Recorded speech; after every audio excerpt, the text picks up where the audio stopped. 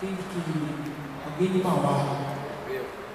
Foi você levantou uma ponderação que é minha, que é nossa.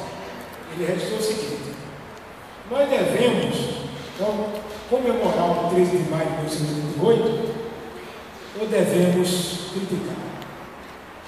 Eu disse para ele, respondi, que eu reputo como historiador e pesquisador o dia 13 de maio como uma das três principais datas da história do nosso país. Uma das três principais. Primeiro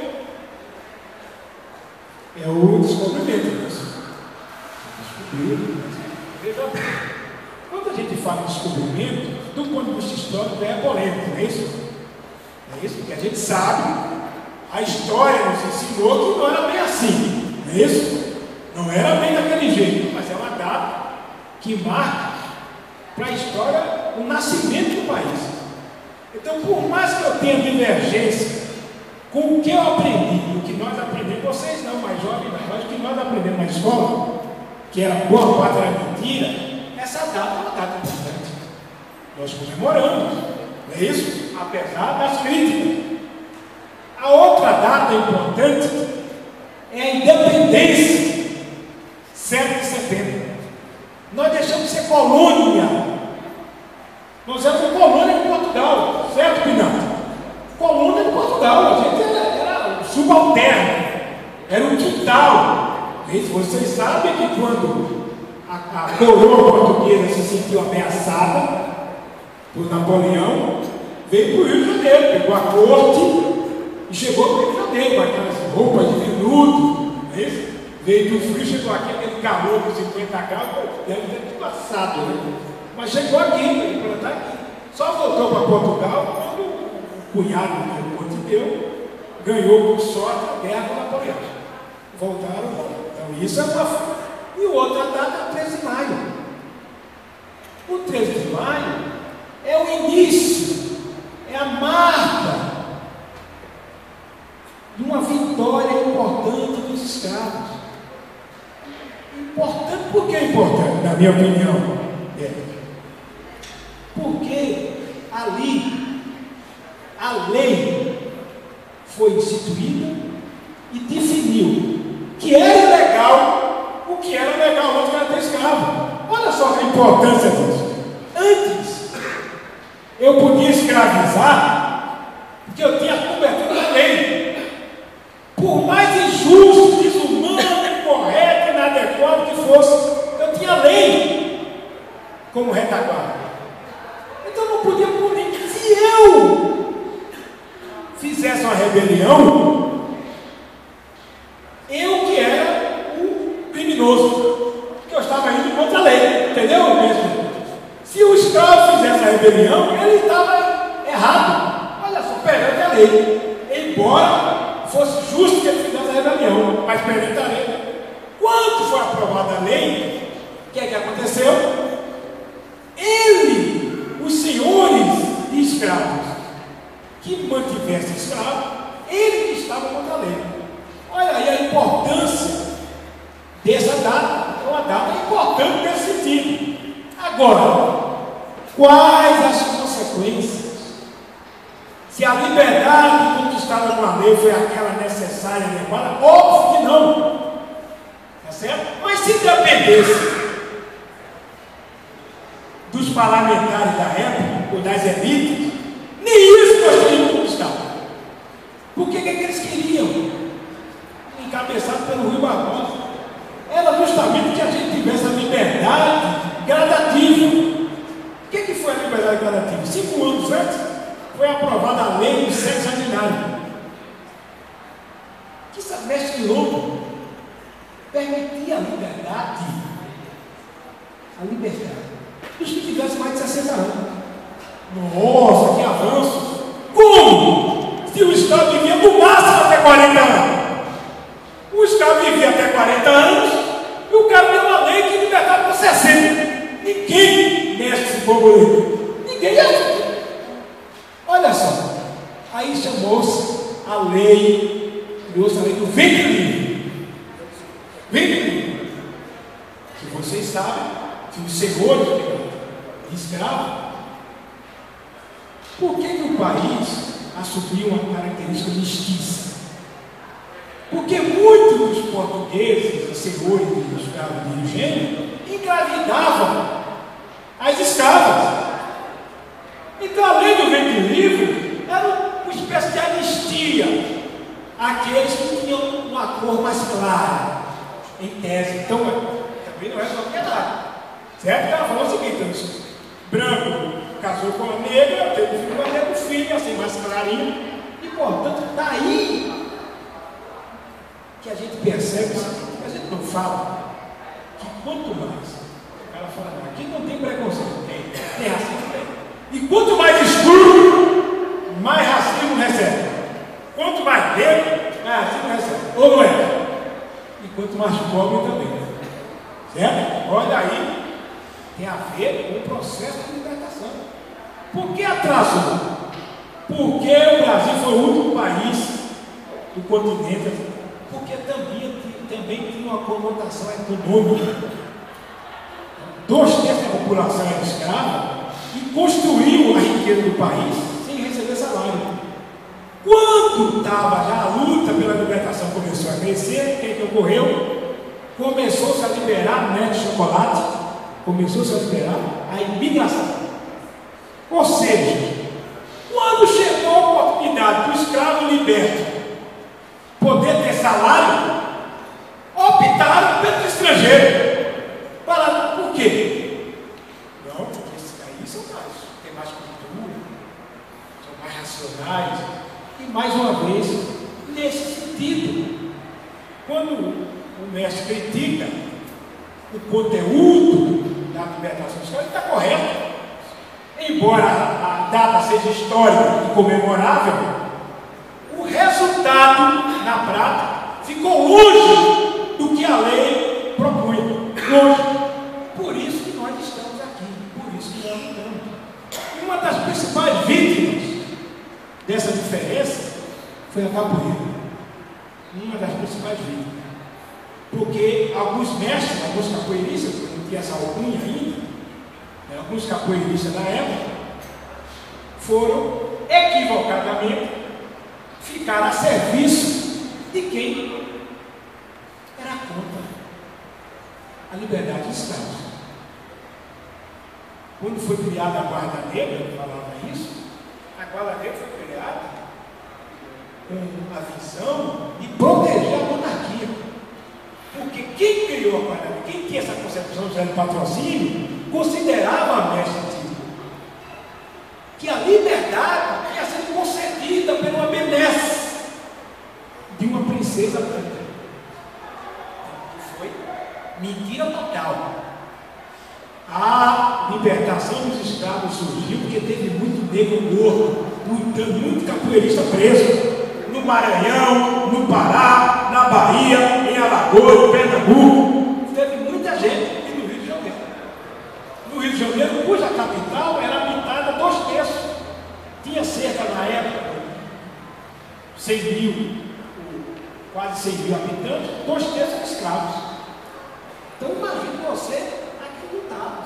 Eram jornais diários no Rio de Janeiro falando sobre a questão da escravidão. Portanto, foi o resultado da nossa luta. A liberdade foi a nossa luta. Agora, a luta, o resultado sai completo. Por que está incompleto? Primeiro, depende da gente fortalecer, criar e fortalecer a profissão de capoeira. Quando a gente fala da profissão de capoeira, eu argumento que construir a profissão é a gente corrigir uma injustiça histórica. Porque o justo seria quando libertado foi o escravo que não sabia. Não era pedreiro, não era eletricista, não digitava computador, não tinha. O que ele sabia fazer? Jogar capoeira. Se fosse profissão, jamais teria sido crime. Então, um resgate histórico. Porque com a profissão nós vamos ser obrigados a nos qualificar. Você viu aquilo que disse o Padinho? Eu vou pôr na escola capoeira. 5.000 escolas. Então, mestre Wellington, você viu do mestre, você tem que se capacitar. Então esse é um problema nosso. Agora, sabe por quê? Eu não quero me capacitar, você conta por capoeira na escola? Eu tenho que defender, porque aí a minha classe, a minha categoria me sai fortalecendo. Certo? Quando nós colocamos capoeira na escola em Osasco, nós temos emprego, tirando o mestre da fome, não é isso, pessoal? Mestre que estava passando, nós temos isso. Então isso é importante, a profissão contribui para isso. E por esse sentido, conquistar a profissão é você conseguir concluir o processo histórico de forma avançada e progressista. Conquistar a profissão. Porque ela está na base de colocar a capoeira na escola. Então isso é que é importante. Quando eu falo que nós temos 300 e poucos anos de capoeira e saímos da escravidão da profissão, mostra que isso aí é uma evolução no nosso pensamento e na nossa prática. Por esse motivo, o 13 de maio para nós é importante. Segunda questão, a participação na elaboração de políticas públicas. O Estado brasileiro sempre teve, na sua relação com a capoeira e com a cultura negra, dança negra, uma relação de desconfiança e cooptação. O que nós reivindicamos nas políticas públicas é que os capoeiristas sejam parte da elaboração das políticas e parte da execução da política. E que essa política pública tenha como princípio básico a autonomia dos capoeiristas. Os capoeiristas decidem o que fazer. Nelson Mandela, quando estava preso, 27 anos, tinha muita gente, mestres e amigos do movimento negro lá no Congresso Nacional Africano, que pregava a luta armada, viu, mestre Miranda? O cara queria amar. E a luta era, eu tive aula, até minha república, eu tive lá em Soweto, eu tive a honra de ver aquela beleza lá, mestre Rosa. Era duro o negócio. Era o pau comia. E o Mandela na cadeia pensando. Falou assim, faz 50 anos que nós estamos lutando para acabar o apartheid. Nós morremos, nos dividimos e eles continuam com as armas e com o poder do Estado na mão. E a minoria lá é de 6%. 6% branco. Nós não temos força para ganhar isso na porrada. Então vamos usar a inteligência. Aí ele pegou na cadeia um poema de um poeta do Abastardo e começou a ler aquele poema recitado e transformou ele em bandeira. E o poema concluía, olha, foi feito pelo inimigo, com a frase belíssima o seguinte: eu sou o Senhor do meu destino. Eu sou o capitão da minha alma. Embora ele tivesse emprestado com um inimigo, ele utilizou isso como bandeira para libertar a África do Sul.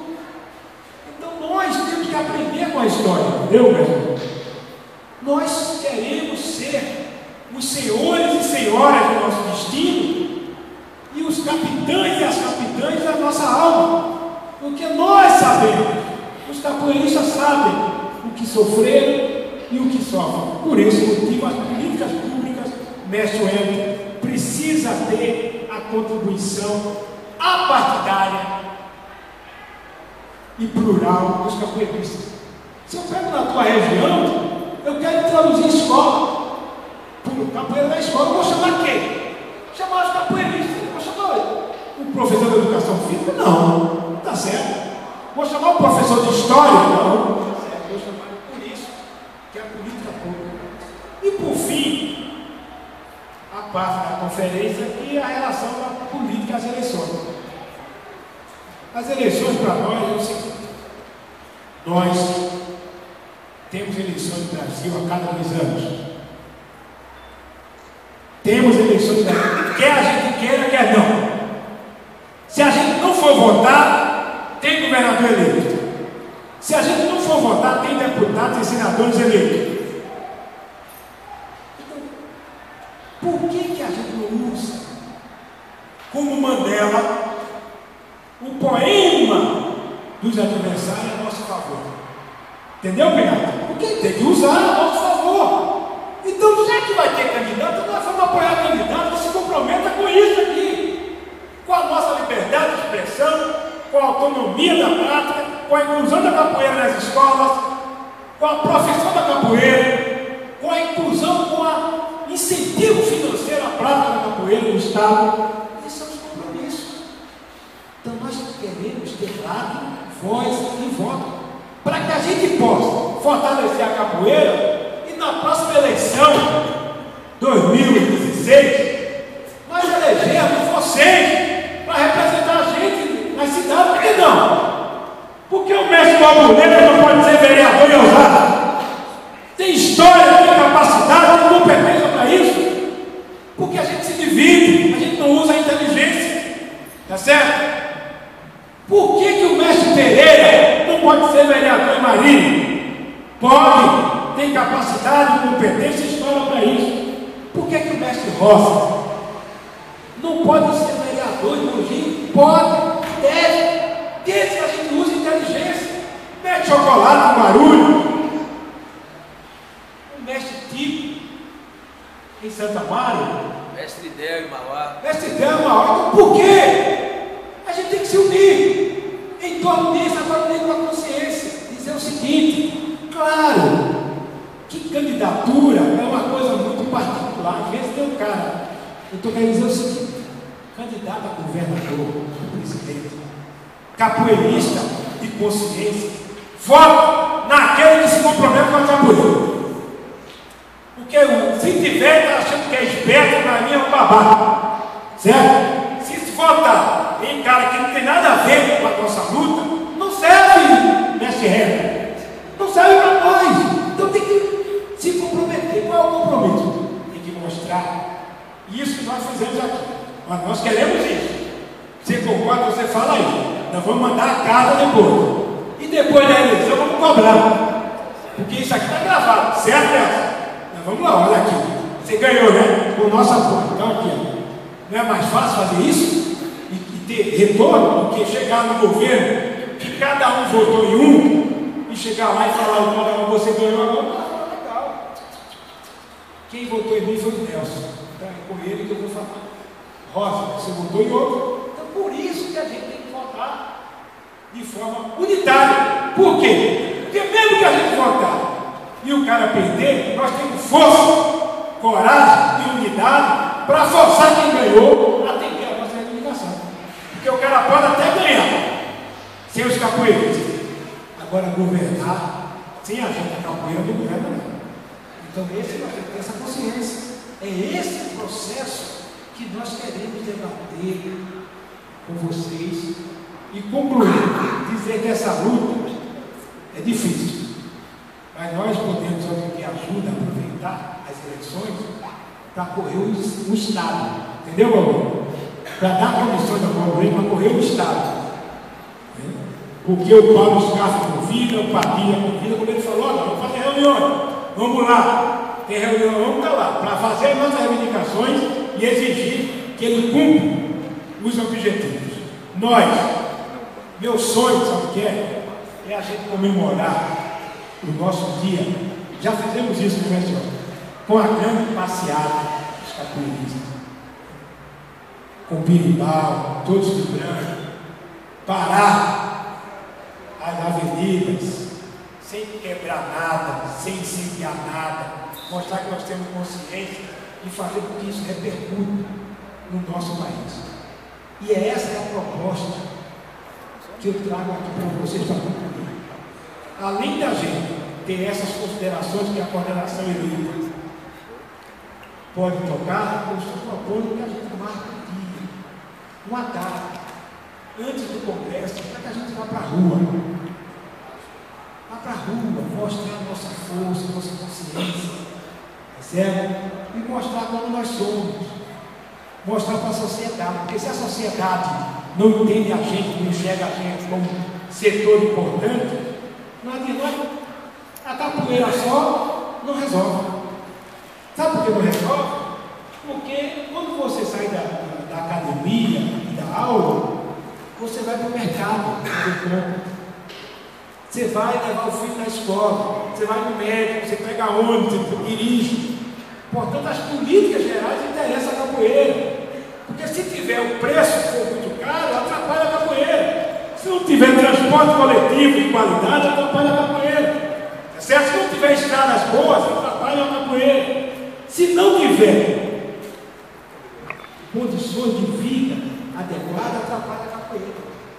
Por isso que a sociedade fica bem, nós ficamos bem. Por isso que nós lutamos pelo bem-estar da sociedade. Nesse sentido, eu considero ser de fundamental importância, mestres e capoeiristas aqui presente. História. Nós estarmos criando e termos criado a união das entidades estaduais em capoeira de São Paulo. Ela preconiza não se envolver na capacidade pedagógica e formativa de cada grupo nesse. Ela se propõe unificar a comunidade em torno da luta por políticas públicas que fortaleçam a nossa prática, que garantam a nossa autonomia e que incentivem a nossa difusão. Nesse sentido, todos vocês estão de parabéns, porque a nossa luta, ao chegar aqui, já é vitoriosa.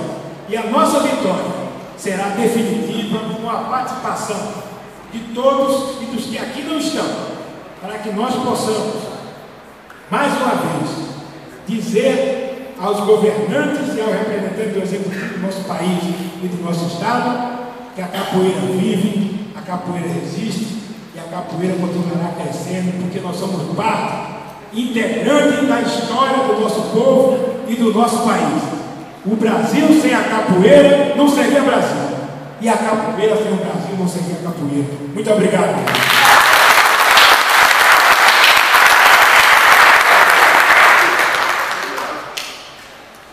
Eu queria pedir aqui fazer a palavra o mestre Nath. Pode falar daqui. Você quer qual? Pessoal? Eu me confesso assim, super desencantado. A nossa classe, como é bastante gente, então tem mais ou menos 40 pessoas. E não obstante, apesar do super esforço do Jaime em tentar manter o interesse por essa reunião, ela foi esvaziada com a retirada inominada do candidato. Eu tinha, era uma oportunidade assim, importante de estar presente, oportuno, a gente colocar o que a capoeira precisa. É sempre assim, a capoeira é sempre a sobremesa, nunca é o prato principal. É do sistema aí do Jaime, de todo mundo interessado, para todo mundo está mais baixo. Então a capoeira precisa, já ter mais assim, amor pela nossa humanidade. E eu estou desencantado com a parte política. Hoje foi a gota d'água. Eu me vou até desanimador, é todo mundo de cabeça baixa. E capoeira sempre foi assim, ela só venceu porque ela tem muita força, uma cultura muito forte. Apesar de proibida por lei, ela conseguiu atravessar nossas fronteiras, conquistou o mundo sozinho, com seus encantos, seu carisma, sua terrível magia que não pode tirar. Mas é sempre assim, capoeira. Eu queria falar com ela, oportuna a presença do candidato, que me decepcionou. Falar cara a cara que a capoeira precisa, muita coisa. Então eu sinceramente já desanimei hoje comigo para votar. Não espero nada de política.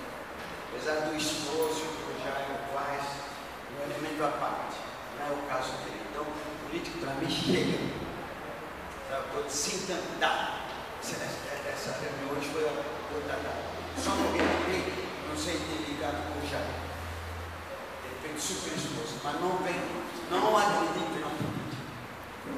A capoeira sempre viveu, sempre teve brilho e luz própria.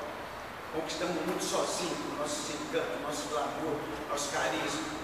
Vou continuar assim, me esforçando pela minha academia. O pessoal fala da ditadura, mas a ditadura foi o melhor momento da capoeira. Eu fui presidente da federação, plena ditadura militar, fazia esse campeonato aqui em São Paulo. Eles pagavam tudo, os melhores hotéis, os melhores restaurantes, ônibus para pegar as delegações da própria ginásio, etc, etc. Então a capoeira é esquecida do nosso povo. Não adianta esse candidato já me decepcionou. Eu tinha que ficar aqui ouvindo a nossa música. Não, capoeira é sempre assim. Você é um cachorro vira-lata.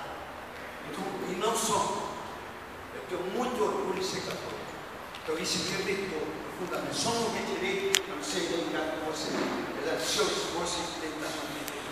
Olha aqui, uma reunião pobre, pouca gente na capoeira. Nós somos uma coisa descomunal. Se pensar, eu ia falar para o Jamel, que hoje eu vou futebol. Capoeira vai ser absurdo que eu vou falar. Mas ela tem mais praticante que o futebol. Porque o futebol que ele tem muito é assistente que vai no estádio. Mas praticante para uma escola de futebol, devia ter que ter 90 por 110 no campo.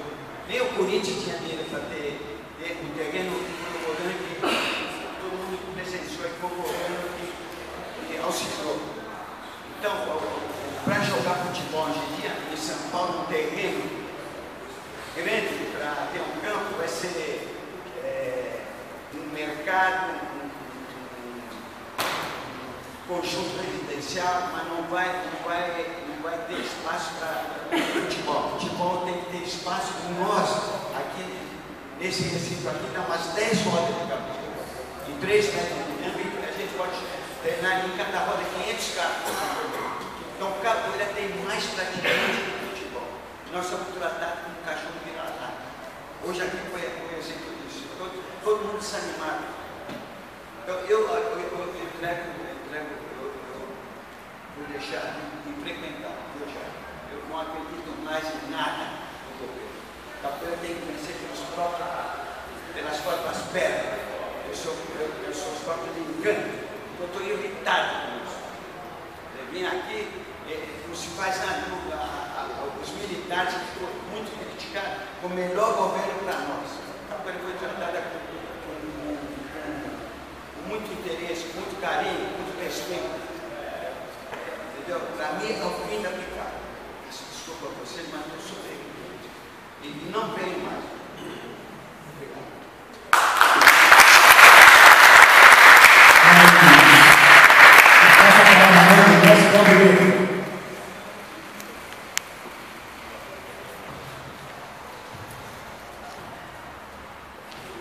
É difícil falar depois do mestre Pinati.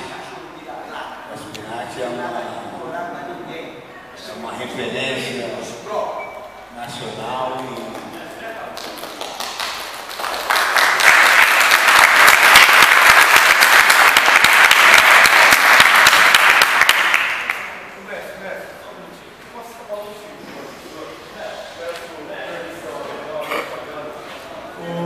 e capoeira aí fora aí. Aí galera, tem algum capoeirista aí fora? Galera, eu vou dar uma parte aqui, ó, bem rápida.